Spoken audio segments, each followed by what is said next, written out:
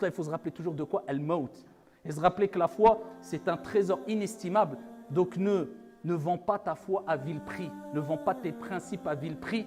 Et ne laisse pas ta foi s'échapper pour des biens de cette vie d'ici-bas, pour des biens matériels ou pour un pouvoir quelconque. Al-Iman, c'est ce qui te permettra de dire La ilaha illallah au moment de ta mort. Al-Iman, c'est ce qui te permettra de patienter lors des épreuves. Al-Iman, c'est ce qui te permettra de vivre heureux ici-bas et dans le delà bi'idhnillahi azza wa jalla.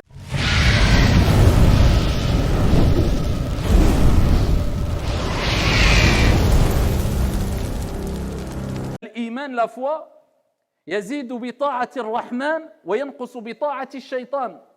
Elle augmente de par l'obéissance envers le miséricordieux ton Seigneur tabaraka wa ta'ala et elle diminue de par l'obéissance envers qui? Ash-shaytan. Mais pas que, il n'y a pas que shaytan qui va essayer de te dérober une partie de ta foi, provoquer le fait que ta foi baisse. Mais c'est aussi tes passions, c'est aussi ton âme instigatrice au mal. Donc tous ces plaisirs, toute cette perte de temps, tous les défauts que l'être humain peut avoir, la paresse, la négligence, l'insouciance, etc., eh bien ceux-là vont s'occuper de ta foi, al-Iman, si tu te détournes trop. Donc reste vigilant, surveille-la de jour comme de nuit. Et qu'est-ce que l'Iman et à quoi sert al-Iman?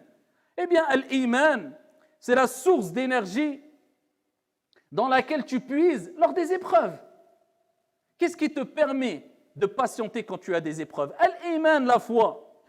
Qu'est-ce qui différencie celui qui se plaint lors des épreuves et celui qui dit Alhamdulillah lors des épreuves? Al-Iman, ou dit plutôt, ou plus précisément, le degré de Iman. Et plus tu as la foi, et plus tu accepteras le destin, bon ou mauvais, de manière apaisée. Et c'est pour ça que le prophète a rappelé que ceux qui sont les plus éprouvés, ce sont les prophètes. Ensuite, ceux qui les suivent en foi, en degré de foi. Plus tu as la foi, plus tu seras éprouvé, et plus tu seras éprouvé, et plus tu pourras patienter quant à ton épreuve. La yukallifullahu nafsan illa wus'aha. Car Allah ne donne pas à une âme une charge au-dessus de sa capacité. Et si tu es beaucoup éprouvé, c'est que ta foi est élevée. Et si ta foi est élevée, tu t'es rapproché d'Allah subhanahu wa ta'ala, de celui qui ne t'abandonnera jamais. Et surtout pas lors des épreuves. Et tu pourras les supporter de manière apaisée, calme, sereinement, perdre.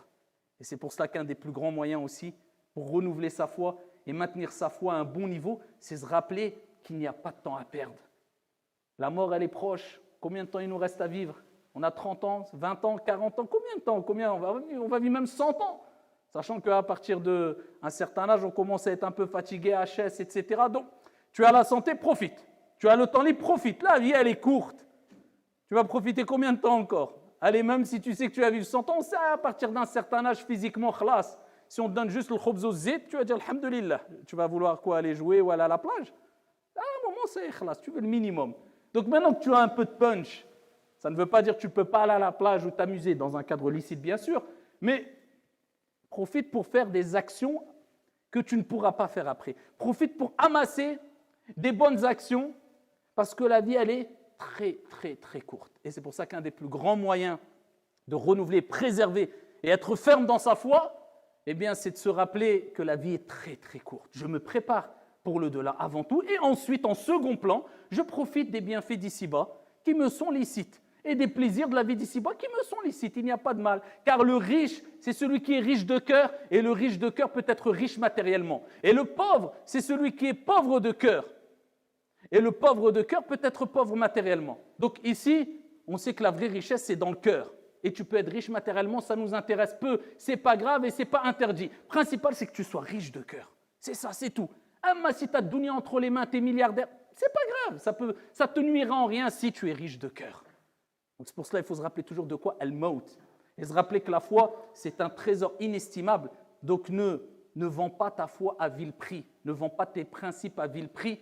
Et ne laisse pas ta foi s'échapper pour des biens de cette vie d'ici-bas, pour des biens matériels ou pour un pouvoir quelconque. Al-Iman, c'est ce qui te permettra de dire La ilaha illallah au moment de ta mort. Al-Iman, c'est ce qui te permettra de patienter lors des épreuves. Al-Iman, c'est ce qui te permettra de vivre heureux ici-bas et dans le delà bi'idhnillahi azza wa jal.